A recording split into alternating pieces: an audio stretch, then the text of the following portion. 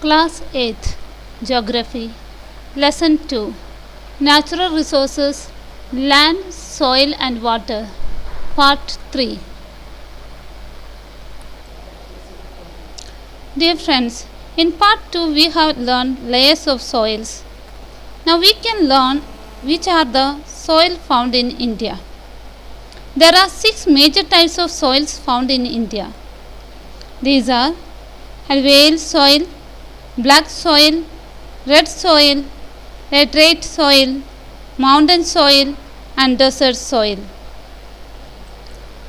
Now look at this map, the soils of India. Here it is clearly given the places where are the different soils are found. In green color are the alluvial soils. Then we see red soils, red in dots, which are the parts. You look at this, afterwards I will explain to you. Then we see desert soils here, close to in Rajasthan, some part of Gujarat. Then here black soil is found. Then here comes laterite soils are found north south areas and northwest areas. Then comes mountain soils. Here the top of the mountain sides we see the mountain soils. And now we'll learn more about it. Now we saw green colored places. It is a alluvial soil that found in India. The northern plains and the coastal plains, it is we just saw it is in northern plains and the coastal plains. It is most fertile soil because it formed when the rivers deposit alluvium on their banks. When in the mountains rains takes place, along with the river water, they bring fine rocks, particles, slate and clay. It has many minerals. They are the largest soil covering of our country, and it helps us help our population with agriculture. They are the flat and regulating soil. In this soil, rice, sugarcane, fruits and vegetables grows. Black soil. This soil is found in the northern part of the Deccan Plateaus. These soils are the volcanic rocks that are formed in the Deccan Plateaus. These are the soils found in high temperature and dry lands, places. Like mainly in India we can find in Andhra Pradesh, Madhya Pradesh, Maharashtra, some part of Gujarat. It is believed that centuries ago, when there was volcano break out, the lava came and melted and remained there and is dried. Later it became the soil. That is why in there we find in this soil lot of crackers, and it is not good for the cultivation. This is formed by the lava rocks, and it has got a lot of minerals in it, especially iron. Because of that, the cotton grows in these areas very well. Next one is red soil. It is found in southern and eastern part of the Indian peninsula. Some places in Rajasthan, Bihar, Karnataka, Jharkhand, West Bengal, little bit of Tamil Nadu, these soils are found. It's a mixture of clay and sand made of loose rocks. It is red in color due to the high iron content in it. This soil is not very fertile, but still it is good for some crops like millets, jowar, bajra, and groundnut to grow. Next one is laterite soil. It is found in the eastern and western Ghats and some parts of the southeastern India.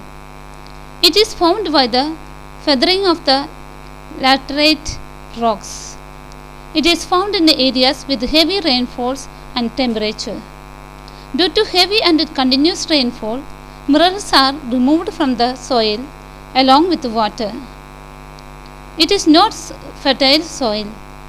This soil is red in color with a high content of iron dioxide. It is poor in nitrogen. It is of loose soil because of its less content of clay. But still in this place some crops grows. They are rubber, tea, some kind of spices. All this for this soil is very good. Next one is mountain soil. Mountain soil is very fertile soil because it has deficient in potassium, nitrogen and lime. These soils are good for growing apples, peas, coffees, teas, spices and potatoes. Because of lot of minerals and particles of rocks and clay, slit, all these are found in this mountain soil. So it is very fertile. Next one is desert soil. It is mainly found in Rajasthan. You have already seen this kind of soils here. It is porous and cannot retain moisture. It makes the soil infertile.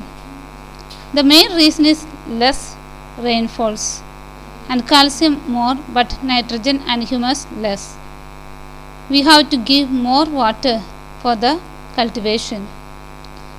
In this soil some of the cultivations are done, mainly wheat, millets and groundnuts.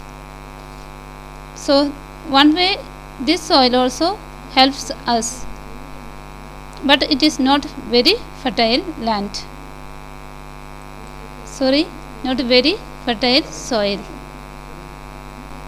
Even though we have lot of good soil, there is lot of erosions taking place, means moving the soil from the land because of the human activities, especially cutting off trees and making big buildings. All these are soil and the heavy rainfalls. Because of that, with the flowing of water, the soil is moving from the land. That is called soil erosion. Now there is some of the soil conservation. How can we save the soil, to conserve the soil, protect our soil? So for that there are some measures given here to learn and conserve the soils.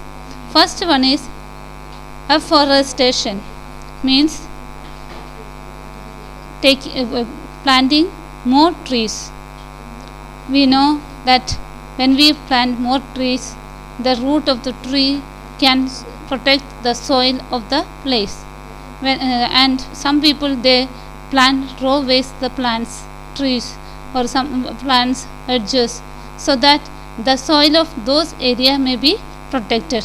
So that is one way we can save our soil from the erosion. Next one is this also they call shelter belts. They also, in order to save the soil, they make shelter belts. Next one is strip cropping. Strip cropping means in this method different crops are grown in narrow strips, usually along the natural contours of the land.